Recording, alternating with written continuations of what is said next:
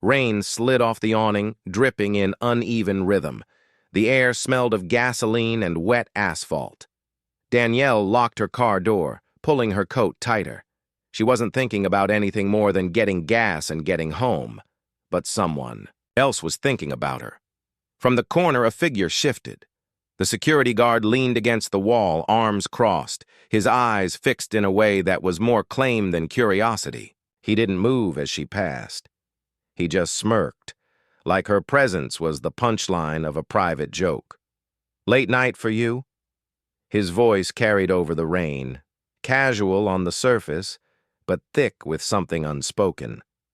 Danielle glanced at him once. No reply. She walked toward the pump. The silence bothered him more than words would have. He pushed away from the wall, boots scraping against the wet ground. "Not from around here, are you?" Narration. She kept her breath steady, each step deliberate. She had lived long enough to know that arrogance never needed a reason, it only needed a target. "You hear me?" His tone sharpened now, no longer a question, but a demand. Danielle's hand hovered above the keypad, her reflection blurred in the machine's wet screen. She exhaled slowly. Narration. Humiliation didn't always come with shouting. Sometimes it crept in, disguised as a chuckle, a question, a stare too long. Tonight, it wore a uniform. Finally, she turned her head, just enough to meet his eyes.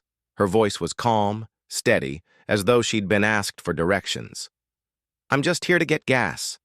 The rain fell harder, filling the silence that followed. But his smirk only widened, sensing control where none existed. The night was shifting. "Funny thing," Travis muttered, stepping closer, boots splashing in shallow puddles. "People like you always come through here acting like you belong."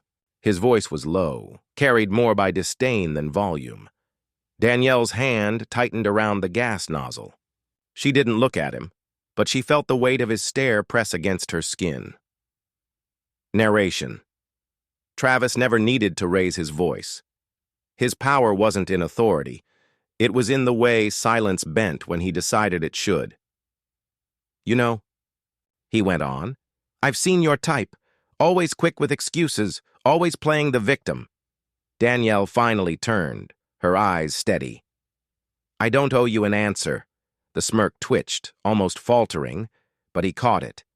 He leaned back slightly, folding his arms, as though her calm was a challenge he refused to lose.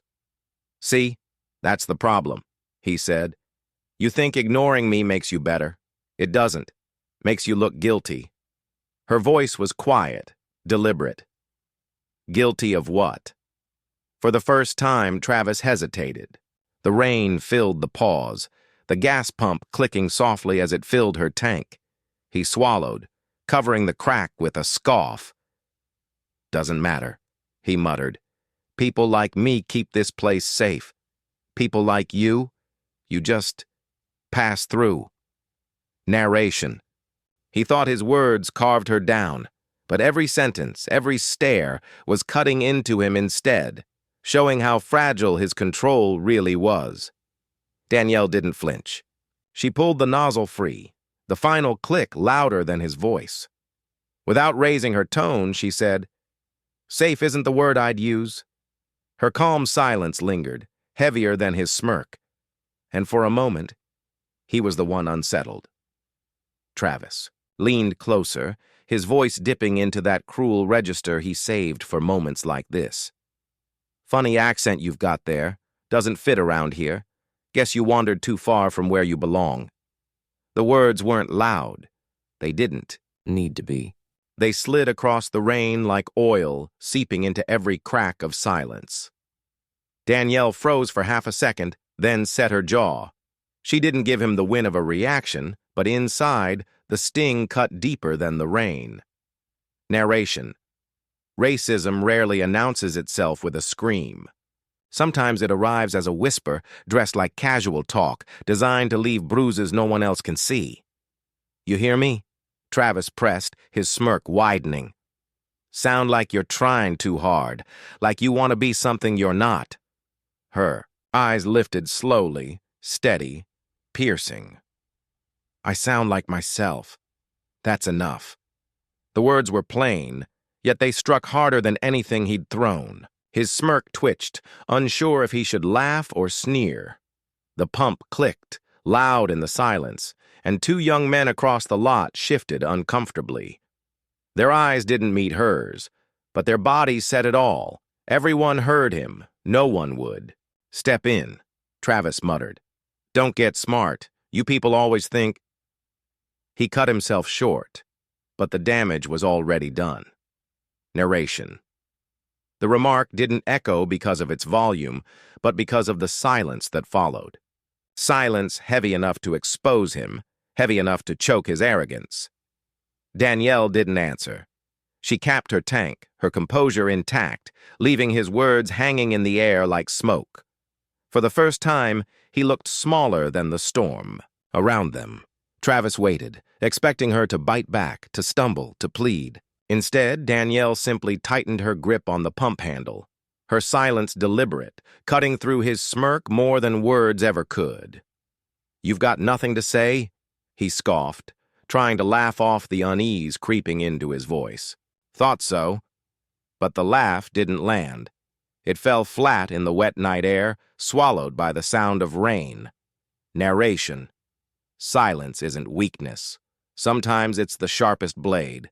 Carried by those who have been forced to endure, it cuts deeper than any insult, because it refuses to fuel the fire. Danielle closed her car door gently, her face unreadable. Inside her chest, anger simmered, but it stayed caged. She had learned, long ago, that speaking to men like him was like shouting at stone. Silence, though. It left him nowhere to hide. Travis shifted, suddenly fidgeting with his flashlight. His voice dropped, uncertain now. "You people always think you're better, acting all calm like you don't hear me." Her eyes caught his for just a second. No flare, no tremble, just stillness. And in that stillness, he felt something slip. Narration. Silence doesn't erase the insult. It doesn't soften the pain. But it forces the oppressor to hear himself, to sit in the echo of his own cruelty. The two men across the lot exchanged glances. Neither moved, neither spoke, but their faces said it. This silence wasn't emptiness. It was a mirror. Danielle turned the key, engine rumbling alive. Her silence lingered like thunder without lightning, leaving Travis standing smaller than before, his words hanging like smoke he couldn't swallow back. The storm outside wasn't the loudest thing that night. She was. The rain had quieted, but the tension hadn't. Travis tried to recover his footing, clearing his throat, chuckling as if the moment hadn't just slipped through his fingers. "See? Nothing to say. Figures." Danielle finally turned, steady gaze locking onto his. Her voice was even, soft, but unshakable. "Do you really want to go down this road?" It wasn't loud, it wasn't angry, but it cracked his smirk like glass. What's that supposed to mean?" he stammered, still trying to sound amused, but the wobble in his tone betrayed him. Narration. Sometimes the sharpest blow isn't raised in volume, but in weight. A single question, grounded in truth, can press harder than 1,000 shouted words. Travis shifted his stance, suddenly aware of the two men watching from across the lot. His laugh didn't come back this time. He opened his mouth, then shut it. "You think you can just—" His words fell apart mid-sentence. Danielle didn't move closer, didn't raise her chin. Her stillness was heavier than confrontation. The silence around her filled with a power that had nothing to do with fists or badges. For the first time, Travis blinked. Too quickly. His arrogance, built on smirks and casual cruelty, began to show its cracks. The men by the pumps exchanged looks, whispers rising just loud enough to reach his ears. Narration. Power collapses quietly. Not always with shouts or sirens, but with the quiet turning of heads, the stillness of those who no longer laugh with you. Travis swallowed, jaw tightening. Danielle stepped back toward her car, never breaking eye contact. The night didn't need her anger. One question had already ended his laughter. Travis straightened, forcing a laugh that sounded thinner than before. He leaned closer, invading the space between them, his breath carrying arrogance more than words. "What are you going to do about it?" he asked, his smirk stretching wider, desperate to reclaim the ground he felt slipping. Danielle didn't flinch. Her stillness seemed to mock his bravado more than words ever could. Narration. Some men mistake silence for weakness. They do not. Realize that silence is often the rope tightening around their own arrogance. "You hear me?" Travis pushed, chuckling again. "That's what I thought." But his words didn't carry like they had before. Across the lot, one man at the pump lowered his eyes. Another shook his head slowly, stepping away without saying a thing. The power in Travis's laughter drained, unnoticed even by him. Danielle finally spoke, her voice calm, almost tender. "You're louder when you're afraid." His smirk faltered just for a second before he forced it back. "Afraid? Of you? Don't flatter yourself." He turned, looking for agreement, but found only silence. The bystanders who once fed, his swagger now stood back, their indifference cutting deeper than confrontation. Narration. Collapse rarely comes with a crash. Sometimes it begins with whispers turning away, with smirks no longer answered, with the quiet acknowledgement that the performance has lost its audience. Danielle stepped toward her car door, her composure intact, her words hanging heavier than his laugh. Travis forced another chuckle, too sharp, too hollow. It clung to the night like an echo that refused to fade. What he didn't know, what he couldn't yet see, was that this laugh was his last. "They told me not to bother filing," Mr. Harris muttered, his voice low, his hands trembling with the memory. "Said it would just disappear." Across the table, Danielle leaned forward. "But you did anyway, didn't you?" He nodded slowly. 3 times. Every time they acted like it was the first. Smiles at the desk, nods in the hallway, then nothing, not even a letter back. His words cracked at the edges, carrying the weight of humiliation. Narration. For years, their pain was written down, tucked into folders and buried beneath profits.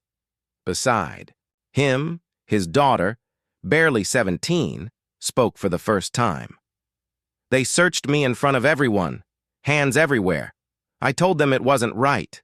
They laughed, said rules don't care about feelings." She blinked hard, refusing to let tears fall. Danielle stayed quiet, letting the silence hold what words could not. Across the room, another mother whispered, "I begged them." Begged. "They told me to calm down or leave the building," said my voice was disturbing business. Travis's laughter from the night before seemed louder in their memories now, echoing inside a system that never punished cruelty. Danielle's hand rested on the table, steady, grounding. "Every story you're telling me, every one of them, they want forgotten. That's why we can't let silence win." Mr. Harris looked at her, eyes weary, voice almost gone. "But what difference does it make? Nothing ever changes," Danielle held his gaze, her words quiet but unwavering. "It does now, because you're not alone in saying it." Narration. What had been scattered complaints, whispers buried in dust, were beginning to rise together, shifting the weight of silence into something heavier, something undeniable. Travis leaned back in his chair, laughter spilling out like it belonged there. "You people take things too serious. A joke, a warning, same thing. Don't like it? Don't come back." Danielle sat still, her eyes fixed on him. "You think this is about a joke?" He smirked, tapping the desk with his finger. "It's always about a joke to people like you. Sensitive, always looking for a fight." Silence stretched. The others in the room shifted uneasily, their discomfort unspoken but visible. Narration. He carried himself like a man shielded by walls too thick to be broken, convinced his power was permanent, unquestionable. What he didn't see were the cracks forming beneath the surface. A young employee coughed softly before speaking. "Sir, there are files, old ones, complaints that maybe should have been looked at." His voice shook. Travis turned sharply. "Handled. All of them." Danielle's voice cut through, calm and steady. "Handled or buried?" The question lingered, heavier than any accusation.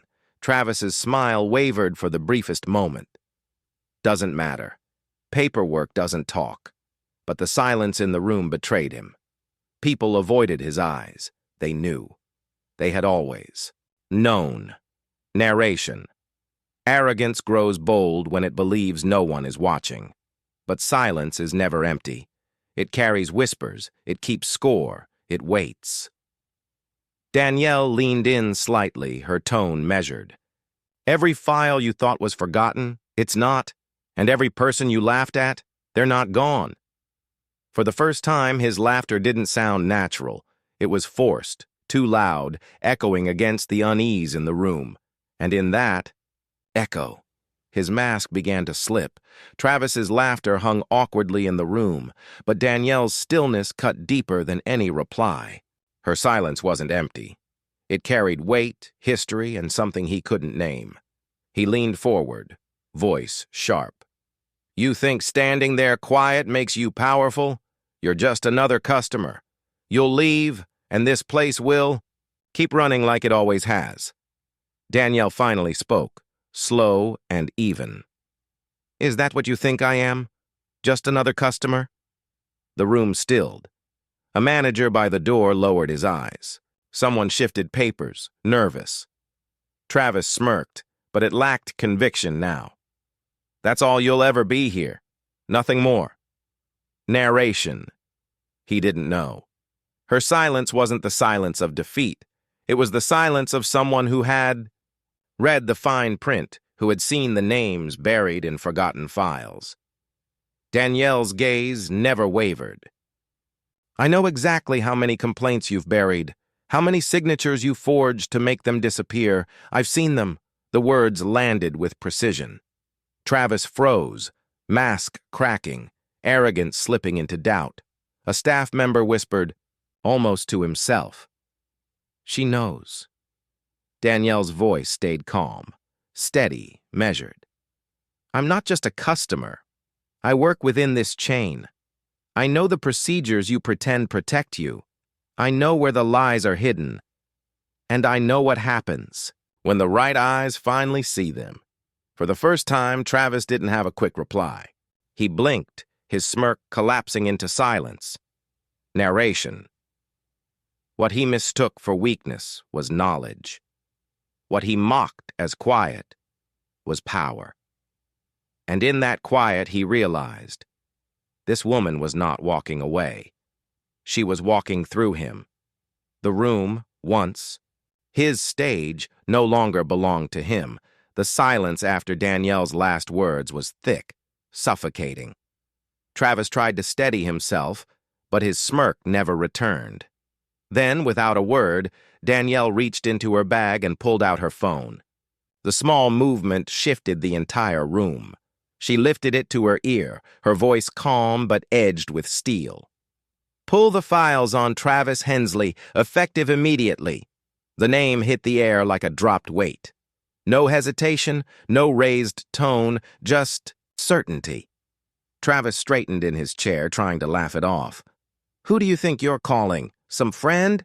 You don't scare me." But the tremor in his voice betrayed him. Danielle didn't look at him. "Every document, every closed complaint. I want them reviewed today." Her words sliced through the space, sharp and undeniable. Narration. It wasn't volume that made people listen.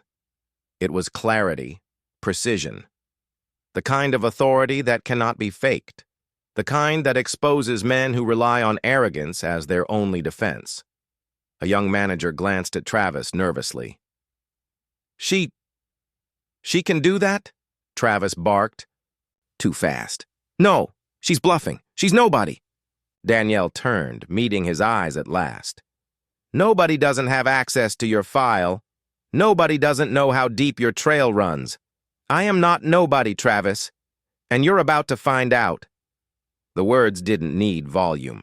They carried weight, on their own, pressing against him, against everyone who had stayed silent too long. Narration. Power doesn't always collapse in an explosion. Sometimes it crumbles quietly, piece by piece, the moment someone refuses to play along. And in that quiet, the air shifted. The room no longer bent toward Travis. It bent toward her. The phone call had shifted the air, but it was the silence that followed which pressed hardest. Eyes darted across the room, unease hanging heavier than the words themselves. Then, almost reluctantly, a voice cracked through. I remember a complaint, the HR officer whispered, his hands fidgeting, with the folder in front of him. It wasn't lost. It was buried. Travis snapped. Don't you dare! But the officer's voice, though trembling, continued. I was told to close it, to mark it resolved without contact. It wasn't the only one. His face flushed with shame. Narration. That's how silence breaks. Not in grand speeches, but in small leaks of truth that no one can shove back inside. From the corner, a journalist who had been sitting quietly for weeks leaned forward, recorder already on. Tell me again, she said softly. In your own words. The officer's shoulders shook. A woman came here crying, said she was called names, cornered. She begged us to help. I wrote it down, every detail, and then, he swallowed, hard. Then I was ordered to make it disappear. The room shifted. Travis slammed his palm against the table, but the sound no longer carried authority. It rang desperate, hollow. Another voice rose from the back, quieter still. I saw him. Mock a boy, right here. I thought it was just me who cared. Narration. Whispers don't sound powerful alone, but when one becomes two and two become a chorus, the walls built on arrogance begin to shake. And so, for the first time, Travis wasn't the loudest sound in the room. Travis leaned back in his chair, smirking as if nothing had shifted. You know me, he said, chuckling under his breath. Sometimes you have to teach people a lesson. The words hung, waiting for the usual chorus of laughter. But only one man forced a half smile, and even that faded quickly, right? Travis pressed, eyes darting. Come on, you all know what I mean. No one answered. A coffee cup clinked too loudly against the table, filling the gap his joke left behind. Narration. Silence doesn't arrive suddenly. It seeps in, slow, spreading, like water through cracks, until it drowns the noise that once felt unshakable. Across the room, a co-worker shifted his chair back an inch. Another fiddled with her pen, refusing to meet his eyes. Small movements, barely noticeable, yet louder than any laugh they once shared. Travis's smirk faltered. You all acting brand new now? Don't tell me you're buying into this nonsense. A woman's voice cut, calm but sharp. It's not nonsense. He froze, stunned by the interruption. She didn't look at him again, but the damage was done. The others followed her lead, eyes lowered, mouths shut. Narration. For years, their silence had protected him. Their laughter had been his shield. Now the same silence became his undoing. Travis shifted uncomfortably, the weight of absence, pressing harder than any accusation. His voice dropped, muttering, You're all ridiculous. But no one laughed, and in that quiet, he realized the room he once owned no longer belonged to him. "Mr. Hensley," the chairwoman's voice cut through the stillness, sharp but measured. "Do you understand the nature of this hearing?" Travis leaned back, forcing a smirk. "Yeah, some overreaction because people can't take a joke." The room did not respond. Papers shifted, eyes stayed on him, their silence deliberate, suffocating. Narration. Silence has a way of stripping men bare. Words could defend him, laughter could shield him, but this silence left him exposed. Danielle stepped into the room. No raised chin, no show of triumph, just calm footsteps that made the air heavier. She sat across from him, her gaze steady. Travis's smirk faltered. "So, you're behind this circus?" His voice cracked at the edge. Danielle didn't rush. "I didn't put you here, Travis. You did." Her words landed like stone, simple, unshaken. He scoffed, trying to recover. "You really think anyone believes you? I've been here 10 years. I know how things work." Across the table, one officer spoke, almost a whisper. "We believed enough to pull the files." Travis's jaw tightened. "Files don't mean anything." Danielle leaned forward slightly. "They mean patterns, and patterns don't lie." For the first time, his hand trembled against the table. Narration. The silence pressed harder, no longer protecting him but crushing from every side. Even the walls seemed to lean closer, waiting for the fall of arrogance. Travis swallowed, eyes darting. The smirk was gone now. What remained was a man realizing the silence he once commanded no longer answered to him. The lights dimmed, screens flickered on, and the room turned into a mirror Travis had spent years avoiding. Names, dates, reports stamped dismissed, complaints swept aside, signatures that should have meant accountability but didn't. "Mr. Hensley?" The chairwoman's voice held no tremor. "Do you deny the pattern?" Travis shifted, jaw tightening. These are exaggerations, misunderstandings." A video clip played, his own voice caught in laughter, words cruel and mocking, flung like stones. The sound filled the silence, each laugh louder than the last. Narration. Laughter, once his shield, now echoed like chains dragging across the room. Danielle's eyes stayed fixed on him, steady, unflinching. He tried again, desperation sharpening. "You can't take old jokes and twist them. That's not proof." An HR officer interrupted softly. "It wasn't one complaint, Travis. It was 37. 37 people saying the same thing." His grin faltered. His hand gripped. "The table, knuckles whitening. Do you deny the pattern?" The chairwoman repeated. Quieter this time, but heavier. Travis opened his mouth, but no words came. The silence swallowed him. His eyes darted, searching for an ally, but none met his gaze. Narration. Privilege had always answered for him. But now, when the weight of his arrogance demanded defense, it offered nothing. Danielle leaned forward slightly, her voice calm as water. "It's not the pattern you fear, Travis. It's the end of pretending no one sees it." His shoulders dropped. The smirk was gone. What remained was a man realizing the walls he trusted were closing in, brick by undeniable brick. The room hung heavy with silence, every eye fixed on the man who once thrived on smirks and whispers. Travis shifted in his chair, his voice cracking under the weight of exposed evidence. This is a setup. She wanted me gone, and you're all falling for it." No one moved. Even his closest allies kept their heads lowered, unwilling to share the spotlight of his collapse. Danielle leaned forward, her voice calm, steady, not rushed. "Your career didn't end because of me, Travis. It ended the moment you thought I was powerless." The words landed sharper than any shout, slicing through his defenses. He froze. For years, arrogance had shielded him, but now it dissolved. with one sentence. Narration. Rage is loud. Dignity doesn't need volume.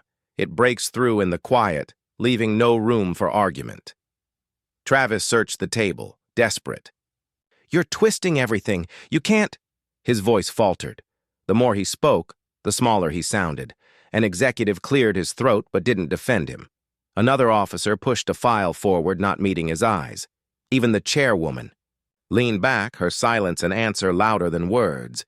Danielle didn't gloat. She didn't need to. Her composure had shifted the air. Travis tried again, whispering now. "You ruined me." Danielle's gaze stayed firm. "No, Travis, you ruined yourself." The words hung, final and irreversible. There was no applause, no grand announcement, just silence, the kind that settles after something is broken for good. Narration.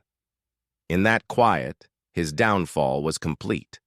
Not through shouting, not through vengeance, but through the undeniable truth that power built on cruelty cannot stand when dignity refuses to bow. The front door clicked shut behind him, the sound echoing in a house that no longer felt like his own. Travis dropped the box, holding his uniform on the table. It landed with a dull thud, papers spilling, a name badge sliding across the wood. He stood still, waiting for a voice, a question, anything. Nothing came. His wife sat on the couch, arms crossed, her eyes fixed on the floor. He tried a smirk, the same one he wore in boardrooms when things got tense. "It's all lies, you know. They'll realize it soon." She didn't look up. Her silence spoke louder than any accusation. Travis shifted, voice sharper now. "You're just going to sit there, after everything I've provided, after everything I've done?" Finally, she lifted her head. Her voice was quiet, steady. "You did it to yourself." The words hit harder than the files in that hearing. He swallowed, turning toward the hallway. "Where's Mia?" "She doesn't want to see you." His chest tightened. "She's my daughter." Her gaze didn't waver. "She asked me not to let you near her. She's old enough to decide." Narration. The silence of a home can weigh more than public shame. Here, there are no cameras, no headlines, only walls that do not forgive. Travis lowered himself into a chair, head in his hands. The phone buzzed on the table, lighting up with messages he couldn't bear to read. None were from the people that mattered. His wife stood, walked past him without another word, her footsteps fading down the hall. The house remained still, empty of excuses. For the first time, Travis understood. Exile doesn't need a prison. Sometimes it's just a silence that never lets you breathe. The sign went up quietly one morning, nailed above the glass door where so many had once walked out humiliated.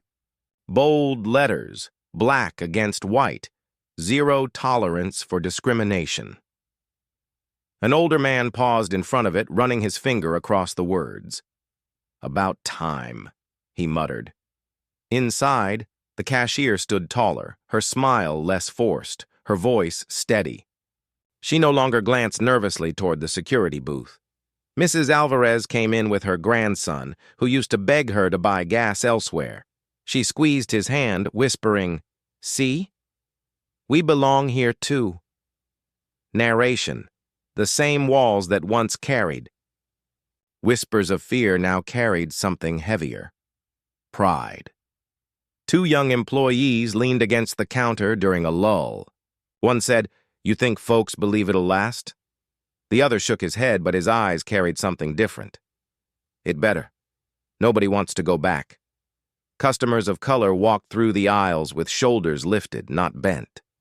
There was no performance, no waiting for insult, only the simple act of buying milk, filling a tank, living.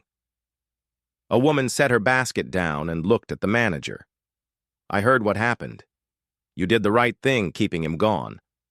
The manager nodded, uneasy but firm. "We had no choice. People deserve better." Narration.